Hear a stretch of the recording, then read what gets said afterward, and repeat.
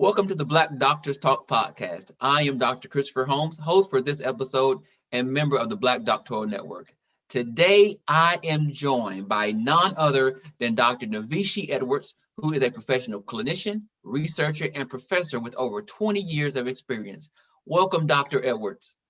Thank you so much, Dr. Holmes. It's great to be here. Well, I want to jump right in. First off, I would like for you to start by just telling our viewers and our listeners a little bit about your background. Where did it all begin for you? Thank you for asking. That's a great question. And it feels like it was so long ago, but as I often tell my students, you can't tell just by looking.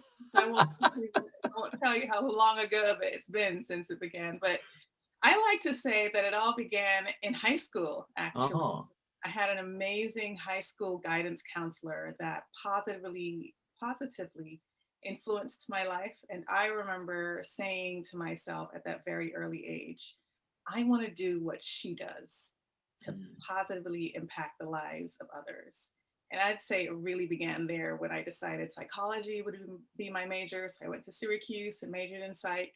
And then I went straight on for the master's degree in counseling.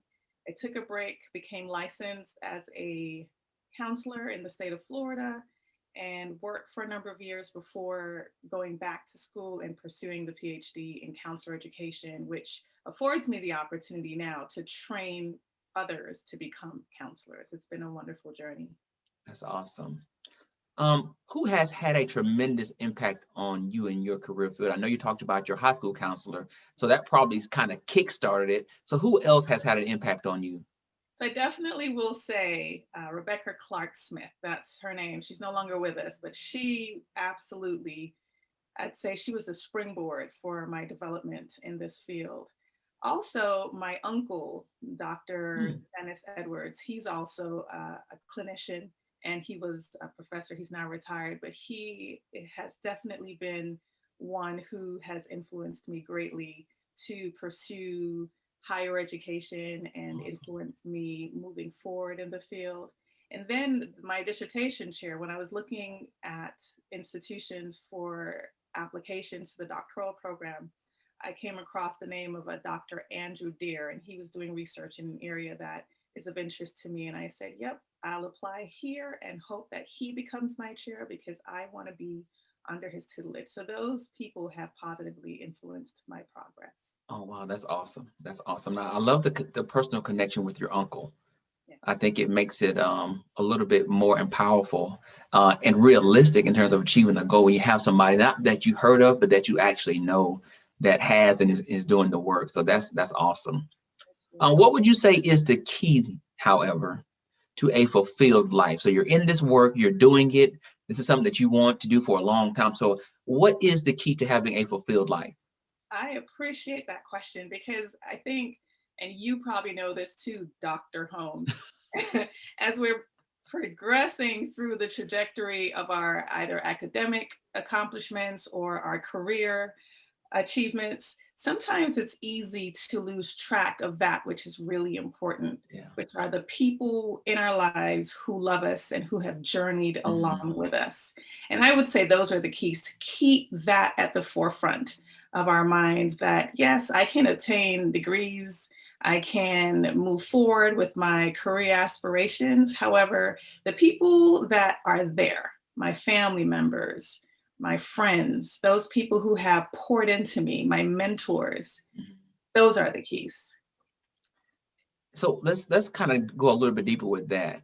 Talk a little bit about how important that balance is in a person's life between the professional and the personal. I love that question. There's a quote that I have seen. It says, if you want to go fast, go alone. If you Mm, want to go well, go with others. And I definitely internalize that and make it my reality. It's especially during the doc. I'm sure you remember those grueling days trying mhm. to accomplish the degree and how important that was. I know I personally lost sight of who was around me because I was grinding. It was so Yeah. important for me to get that dissertation off my lap. Yes. But I also remember the importance of having community. and just Yeah. having folks around me where I could detach and decompress and say, okay, let me just be Nivischi. Right. And then I could shift and go back to the grind of pursuing the doctoral degree. So that is how just being able to shift and to move beyond the Mhm. grind. Mm. Shift and move beyond the grind. Remember that, people. Make the shift. So, what would be one thing you wish you would have known early in your career that you now know? Hmm. So I think we can go back to what I just said. You know, you just said, remember, folks, shift. Yeah, really. Because there was a point at the onset where I was just like, I need to get this done, Hmm. must focus. All other things are taking the back burner, or my goal is to be tunnel visioned. And I did that for a little while until I was like, Hmm. this is not fun. I want to do this and share my journey with folks who I know invest in and care about me. So I would Hmm. say, yes, the journey can be challenging, whether it's the doc journey or the professorate or whatever your aspirations are. It can be very challenging. However, remember to walk with those who walk with you, because Yeah. that is a part of the process as well. Right. And like you, myself as well, went to school for several years, took a break, Mhm. lived a little bit, and then decided to go back to school. So, making that shift alone was a big one. Absolutely. And when you lock in, you lock in. When you're in the arena, that you just get, as you said, very tunnel vision, because the goal is to finish. Because as an adult, you now made the decision to pursue it, and so you want to accomplish that goal. Yeah. So, but balance and understanding that shift is key, and I definitely agree with you. So now you're in the field, you've accomplished a goal. What is one thing you would want to share with somebody who is trying to pursue something or pursue the same career goal that you have? Mentorship. I strongly Ah. encourage the importance of getting a mentor or a number of mentors. And one of the Mm. keys about mentoring is the importance of realizing that you can have a different mentor for a different area of need in your life. Okay. There are times when we believe that having mentors or having a mentor means that that person needs to be our go-to for all aspects of our development. And that's not the case. Mm. Presently, I have a mentor for an area of personal development. I have another one for one strain of my career path, my private practice. I have another mentor in my professional life where I'm looking at the professoriate and how I'm going to make moves along that line. And then I have mentees. So I think that's also important. Not only do Mhm. you seek those who are doing things that you want to pursue, but also support those who are on their way to where you Mm. are. And so Mm. reaching forward and reaching back, Mm. supporting and being supported at the same time. Those are Mhm. vitally important. I call that the pitcher in the cup mentality. There you There's go. there's an aspect of your life where you have to be poured into, but there's Absolutely. another aspect where you have to pour out into something else. And Yes. so, wow, I think that's beautiful. And I love that what you said, different mentees or different mentors for different areas of your life. Absolutely. Yeah. I need to rethink what I'm doing. I think I need a couple of more mentors in my life. Yes, for sure. um, so why do you think, or why do you know, not think, why do you know that the work that you do is so critical? Oh, it's vital. I mean, think about where we are now and what's going on in society these days. We are all navigating a global pandemic. Yeah. Think about the needs for support in that arena. The way we work in the mental health field, I'm training counselors. So I'm training people to support those on their journey. And I'm also seeing clients on a regular basis. Mhm. There is no doubt in my mind that the support we offer, whether it's in the classroom where we're developing clinicians or it's in the private practice where I'm supporting clients and their needs, it is absolutely imperative. Something as simple as teaching skills and tools to deal with anxiety and depression Mhm. as it relates to COVID-19, and helping folks realize that there will be a light at the end of the tunnel, and the light is not a freight train. It's actually the sun that's going to shine again on what is dark in their world in the moment. And so those are some of the things that I believe are imperative and impactful. Yes. And let's talk a little bit about the the ideas or perception as it relates to um, receiving help from a professional clinician in the Black community, um, and this feeling of we'll just turn it over to the Lord or we'll give it to God, or the more spiritual versus, you know what, there are people that are placed on this earth to help us in areas where we're struggling that may be on the periphery of the church. I love the fact that you said that. That's such wisdom. Thank you so much for sharing that. There is definitely, it's an unfortunate reality in our community where there is a stigma associated Hmm. with receiving help from a counselor or a psychologist. In the institution where I work, it's a Christian institution where we focus on integration, integrating counseling and spirituality, the importance of that. And it's vital. When you think of Christ, the counselor, Hmm. hello, the Yeah. divine counselor. You think that, okay, so I get my skills and tools from the divine counselor Hmm. to support you on your journey and help you Right. through. It's so, so vital. I think a lot of times we as a people, we like to keep stuff in-house. Hmm. We keep our business in, we don't take it to the streets. And if we do, we take it to the Lord in prayer. Yeah, Hmm. but God also has blessed people with skills, Right. abilities to support us on our paths. And it's Right. important to embrace that as well as another opportunity for growth and development. Oh, I think that's amazing, and I totally agree with you. Um, that this hesitation, Yes. and I do see it loosening up in certain areas, certain some regions, specifically in those as we get more educated, we know better and we do better.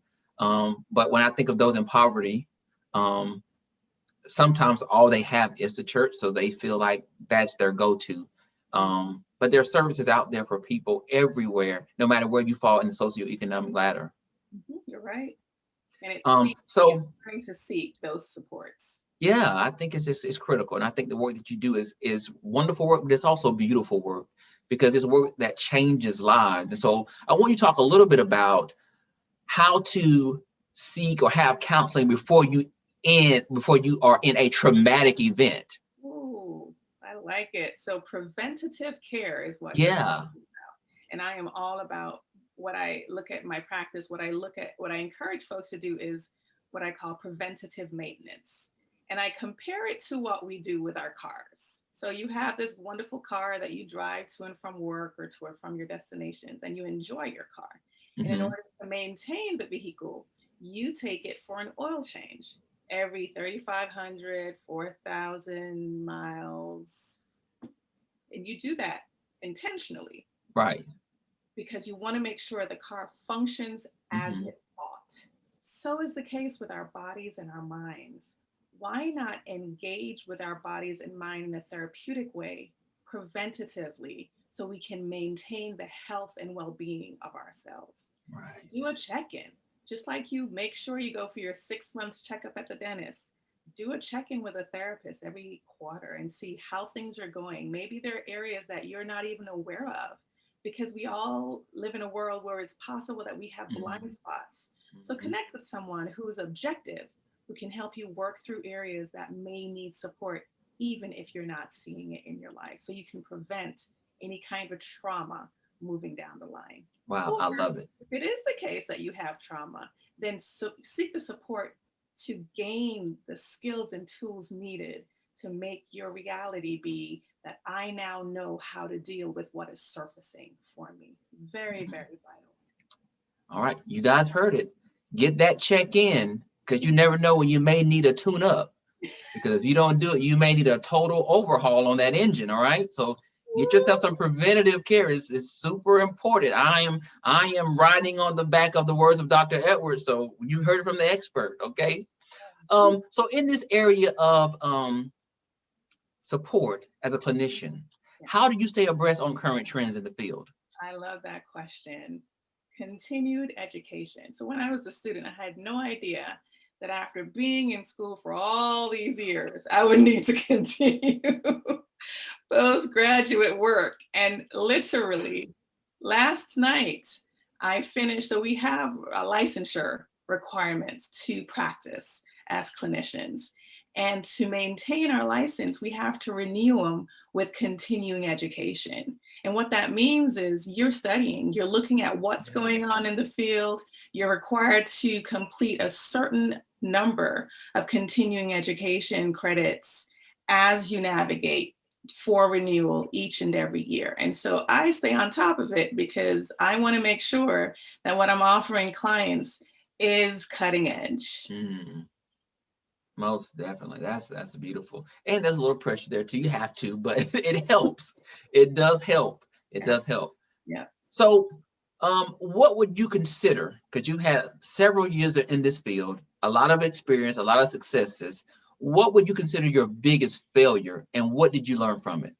Ah, biggest failure. I would say not embracing self-care sooner.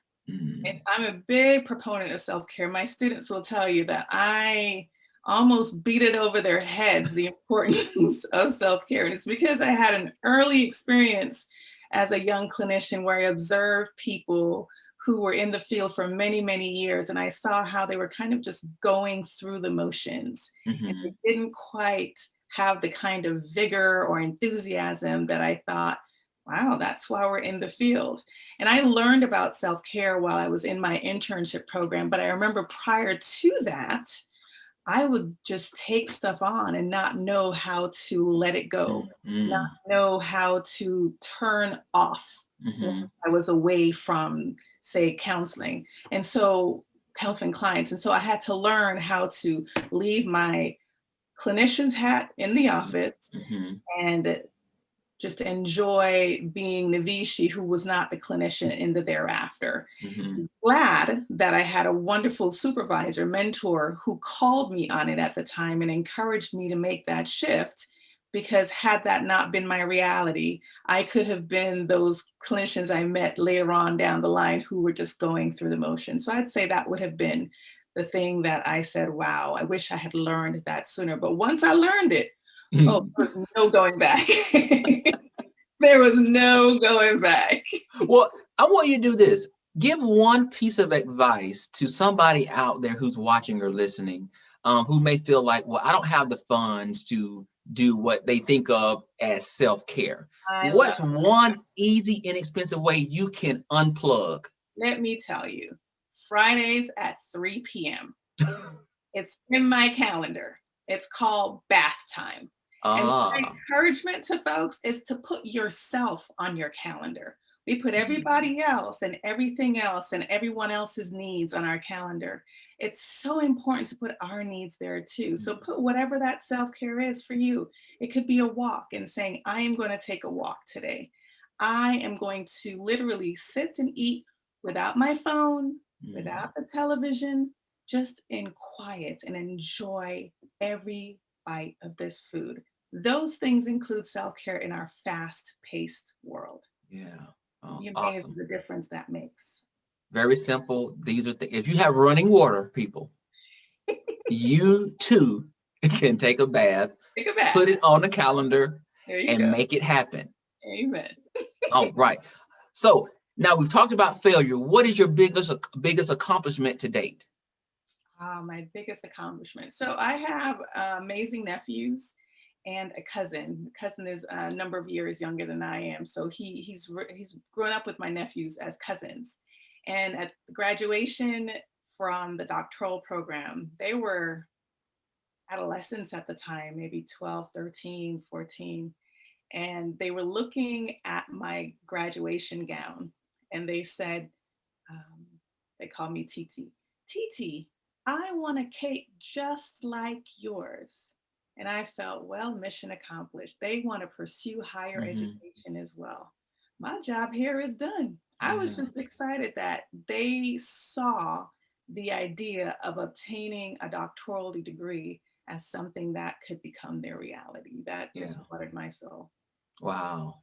Wow. What a big accomplishment for them. And I know for you, you don't see this for yourself. It's Yeah, because of what you did for them, absolutely.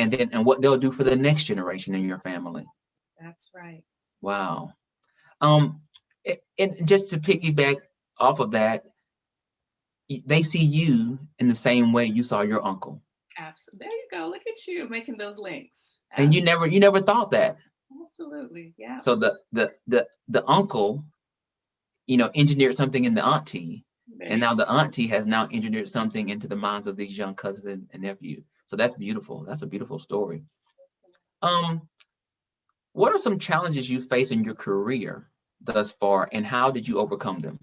Mm. So I would say racial microaggression could be an area that, as Black people in higher ed, that sometimes is our reality, where we're navigating any kind of racial microaggressions that we may experience, and how to stealthily either educate or code switch to navigate what those Hmm. realities may be. So I'd say anytime in an environment where those are the things I'm having to navigate, that can be challenging. I'm Hmm. grateful that at my present institution, folks are more aware and Hmm. more inclusive in terms of a desire for forward movement and growth. But there have been times at institutions where I have really had to educate folks about what their behavior or their verbiage has been. And I have had to make a decision about how much time and or energy I would invest in that education, Hmm. or made a decision about whether or not this was an institution I wanted to continue to be a part of. Hmm. Wow. When you say that, the word investment is what strikes me. Absolutely. Um, so when you evaluate the environment that you're in, what determines whether it's a worthwhile investment or not? For me, it's if I've made an attempt for insight and enhanced awareness, and that has been met with a positive response, Hmm. then that communicates to me that this is an area where we can work, develop, and grow. If the outcome, on the other hand, is met with resistance and negativity, then that's a time when I need to look about where the forward movement needs to be, because Wow. maybe that's not in my best interest to continue investing there. Hmm. Now I'm gonna just keep going. I'm gonna go a little deeper now. I'm not on the clock, so you're not charging me for this. But that is in the professional setting. Right. What about in your personal life? Maybe somebody in your home, Hmm. and you are met with resistance. Hmm. But we're not in the business of changing people, right? Absolutely not. How do you determine how much to invest uh, in trying to resolve an issue before seeking some care from somebody like yourself? Okay. So if we have someone who's in a situation at home who's having a challenge, and they're trying to figure out, how much do I navigate this challenge on my own, or when is it time to get outside help? That's a question you're seeking an Yes. answer to. And it really goes to someone asking themselves that question: how much am I willing to invest here? Or how much of myself do I have to invest here? Because it's often the case in relationships and for relationship dynamics that we have tried this way and that way. We have tried this time and that time. And when I typically see folks in the office is after exhaustion, when they Mhm. have tried and tried and tried. Hence, the reason we talk about preventative maintenance. Right. Start before things start spiraling down. Mhm. Let's, at the front end, engage in these services so you learn what needs to be taught in order to make your reality one where you can implement the strategies you've Mhm. gained from the therapeutic interventions. So what inspires you? What inspires me? So I look at my students and I say to myself, look at these supple minds. I'm serious, it's exciting to me. Look at these budding clinicians ready to learn, wanting to impact the lives of others in a positive way. I love getting them at the front end of their program because they're Mhm. bright-eyed and they're bushy-tailed and they're ready to learn, and they're coming to the field because usually there's been some impact on their lives that has inspired them to do that in the lives of others. That's very inspiring to me. I have a new set of students every semester, and I can experience their energy and their passion and their excitement to move forward and positively impact lives. That is awesome. So how do you define success for yourself? Success for me, there are a couple of definitions, but the one I'll share is when I still have the vigor I had to continue doing what I do. When I leave a session and I'm still energized, when I am in front of students and I'm teaching and I'm as excited now as I was when I began my career, to me, that's really successful. When I'm talking with a mentee and I'm able to pour into that person and they're able to move forward and seek guidance and to gain clarity as a result of our time, I love that stuff. I Mm. need it.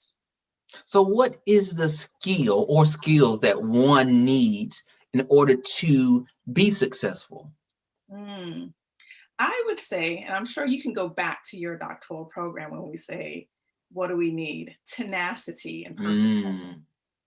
You got to keep moving forward. No matter what comes or how it comes or when it comes, keep moving forward. This too shall pass, Yes. whatever the this is. And if you keep putting one foot in front of the other, you will make it to your destination. Awesome. I agree. So at this point, you've been practicing over 20 years. Correct. Um, what has been your most proudest moment in your career so far? There's so many, so many.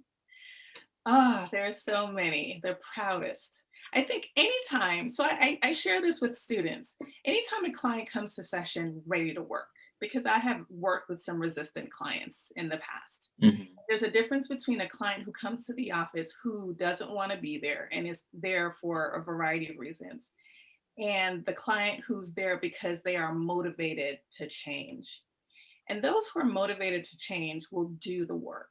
They'll do the work in session and out of session. Mm. That to me is where it's at. When I know that I need to do what I need to do to get where I want to go because what I have been doing has not been working, and I am putting the sweat equity into making this my reality.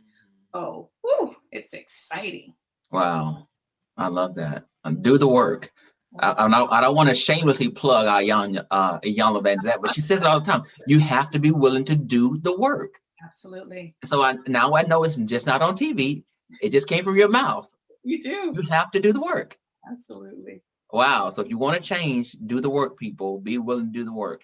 So what's next for you? You've got 20 years in, you got this slew of students that inspire you, you're motivated. What's next? I will continue to do what I do. I tell folks they'll need to kick me out of the institution because I will continue to do this work as long as God blesses me with breath of life and the opportunity to continue plugging away at the keys. Yeah. I'm going to keep doing it. I love teaching. I love counseling. I want to share this tidbit with you. My mom tells me that as a child, I would sit with my dolls and my teddy bears in a circle and perform group therapy. And my dad tells me that when I got home um, from first grade, I would sit with my friends on our porch with my chalkboard and recite the letters of the alphabet that we learned. I mean, it's just inspiring to know that I am truly living in and on purpose. Like I'm Wow. living the purpose that God has called me to. It's exciting. So I'll continue doing this until He tells me no more. Wow. Wow. Well, we are truly honored to have you as a part of the Black Doctoral Network. So, how has your affiliation with the Black Doctoral Network enhanced your career? I love that question. I'm trying to remember how I initially became aware of BDN. I just remember the very first conference I attended Mhm. and how wowed I was to be among Black scholars with doctoral degrees. I was just like, whoa, because I had been to conferences before, but Yeah. be in the company of Hmm. brothers and sisters who looked like me, who had credentials. I was like, whoo, I walked a bit straighter, my back Hmm. was up a little bit more. It's just very inspiring. So I think for Mm. me, just the knowing that there are people out there, there's a community, a network of people who are doing what I'm doing and positively impacting the lives of others. That I remember after one presentation at a BDN conference, a young lady came up to me who was pursuing her degree, and she wanted to talk about some of the points of my presentation. And she said, I'm just so glad to see another woman that looks like me who's doing what I want to do. That just makes, and I was just like, I'm just glad to see you here too. That I know. I know. there's nothing to really describe what that feels like, but Mhm. it's very inspiring. Yes, I definitely agree. Well, I have truly enjoyed my time with you. Just listening and having you share with us has been so powerful. I'm sure that the information that you have rendered is going to help somebody in their life in terms of moving forward, and hopefully about that self-care too. That bath time is really going to help somebody out a whole lot. You will So be taking your bath next week, right? I'm not really a bath person, but maybe I need to start taking a bath again. When I take a bath, I feel like I'm 10 again. I don't know. And my mom's going to break down the door like, hurry up, get out of that bath. I don't know. No, that's a whole other story. I need to call you, I think. I've got some issues. So thank you so much for joining us today. It has been a pleasure. Please tell our viewers and our listeners where they can go to learn more about you and the work you are doing.